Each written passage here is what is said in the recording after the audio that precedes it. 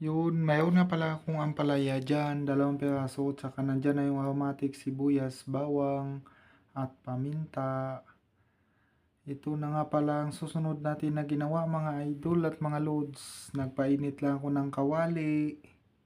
Diyan ko nga pala yun siya lulutuin sa may gasol. Yan, nilagyan ko na ng mantika. So, sinunod ko na ang sibuyas at bawang.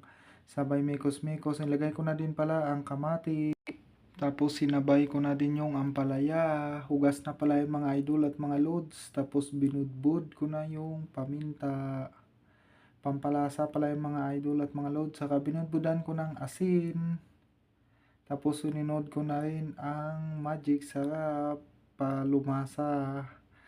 Shoutout to all followers and viewers. Ito na nga pala yung ating menu for today's video. Ginisang ampalaya. Tara na po.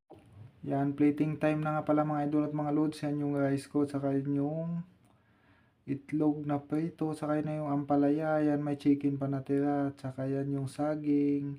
Tara, kain na po. Thank you for watching and bye-bye.